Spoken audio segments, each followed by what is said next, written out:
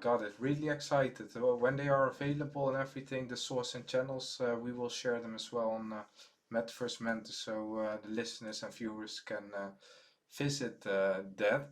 I have one closing question, which I get immensely, yeah, a lot on my channel, and yeah, then I'm just wondering what your closing message would be. A lot of people are interested, of course, that's perhaps also inherent to the crypto space.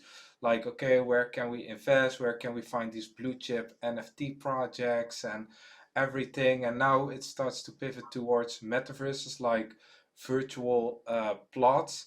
And people think, or there is this conception that you can infinitely actually create virtual plots in principle if you would like. How do you think the economy of virtual objects works, like how it is determined? Because yeah, in a sense you can create it unlimitedly, but I am curious on your understanding of that economy, because yeah, in my feeling there's a lot of different perceptions.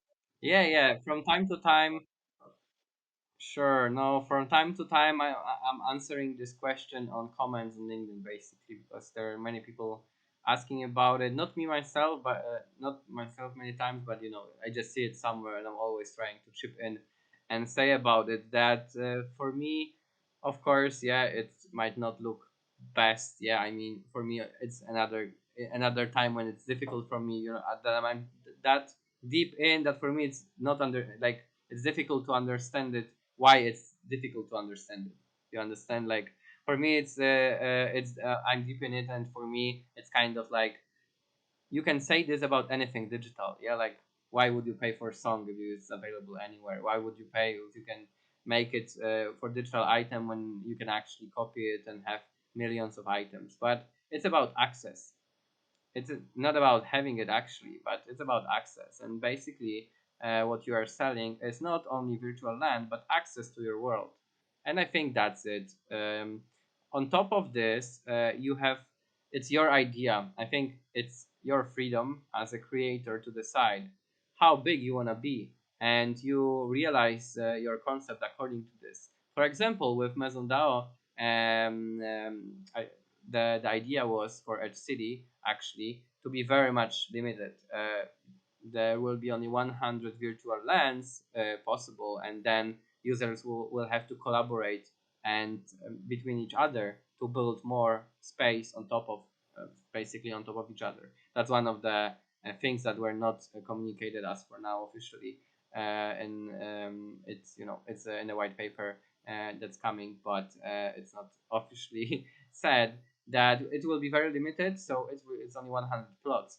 But then the whole sort of game and gamification will be that for users to grow their towers, they will need collaboration, they will need activity, they will need to be basically valuable member to grow their space in the future. And then if they grow their space, they can share it with others.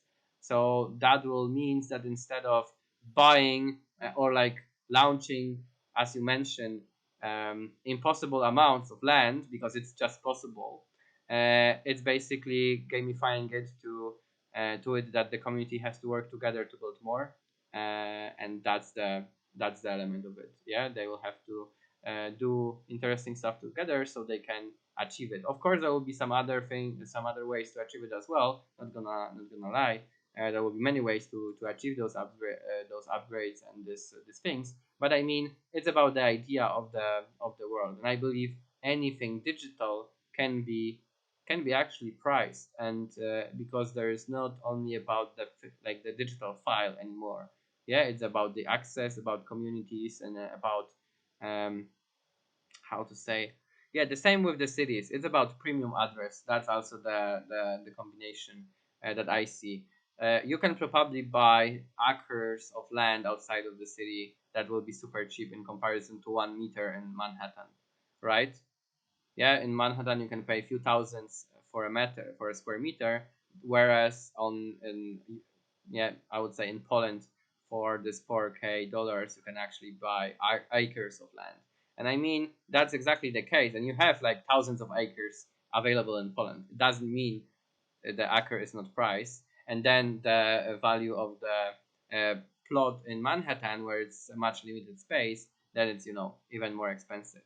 But it means you can have as many things taken into account when you price things, and one of them is scarcity, but the second thing is access, or like being being in, how to say, in being close. Yeah, there was a good word in English for it, vicinity. Yeah, but yeah, I mean, what is close to it. Yeah, when something cool is close to it, it's more expensive than the others, and I think that's the case. But also, to finalize this thought, I believe that there will be many different ways how virtual worlds will go around it.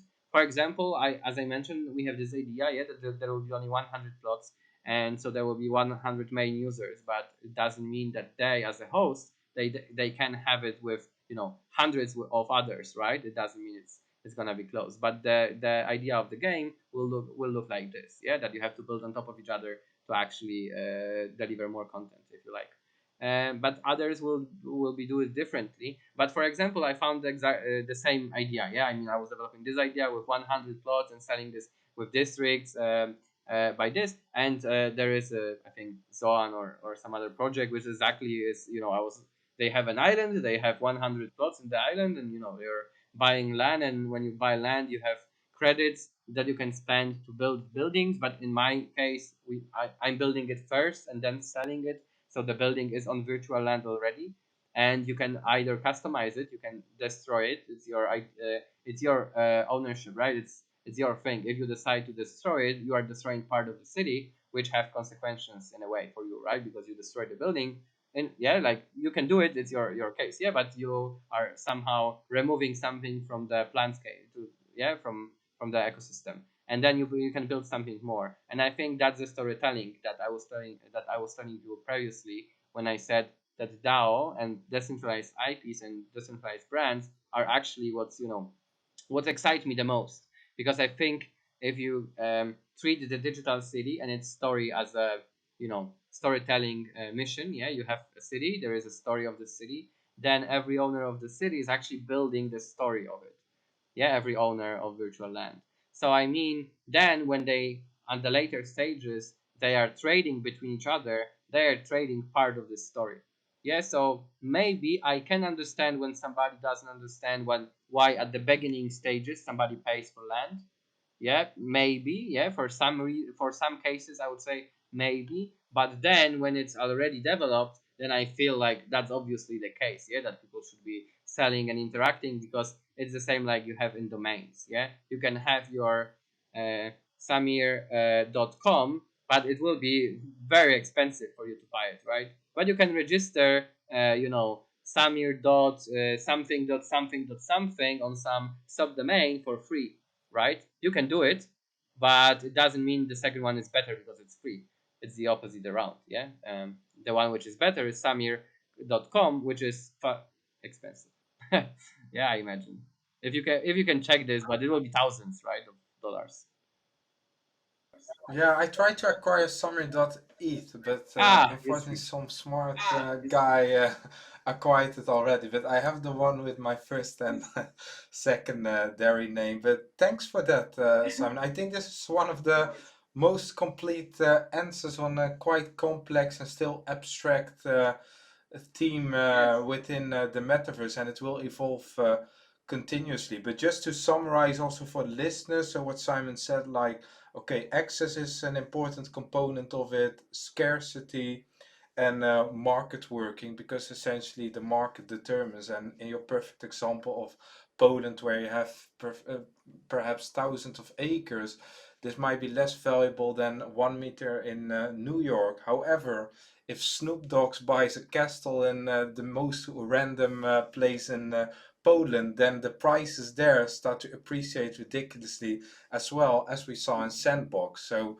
it's completely contingent on the market factors there. So yeah, super exciting. I want to ask you for a closing message, but I think in a sense there was already a closing message, but I give it to you. So is there something, Simon, that you would like to close off with, like where you already said where they can find you, but perhaps something to reiterate, or just to wrap this podcast.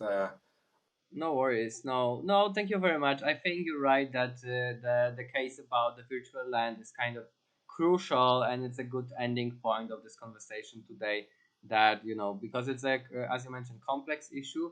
It's something that is on everyone's mind, and both on a creator side. I mean, yeah, people who are designing virtual worlds, they probably struggle and have think they think about it, and the users, of course, and the collectors, they also think about it. Yeah, and I love philosophical aspects of it, exactly. Yeah, and also the financial ones that you already mentioned. Yeah, the market making is very important. Yeah, like the market decides. There is a invisible hand in a way. Yeah, in the market's theory. And I think it's also the same with the metaverse. Yeah, like people are deciding what they want to buy, what is the value, what is the potential of return, and they analyze all of this. And of course, on top of this, there is hype, right? And then the hype is also priced in the final amounts.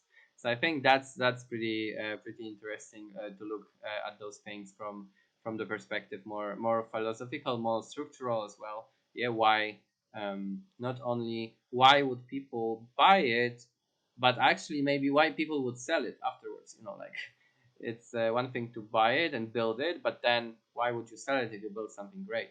So I think yeah, there are many questions to be answered, and I'm looking forward to do all of that on my journey. And I believe helping other designers, because that's what MaisonDao is about. We are giving tools to designers and those brands to actually develop NFT collections and have a space to promote them and to interact with their customer base, yeah, with their fans and with their community. And that's what we are about. And I'm super excited that you invited me today so I could share some more details about it. And yeah, and I love chatting with you. So I think it was also like just another pleasant experience, not really work.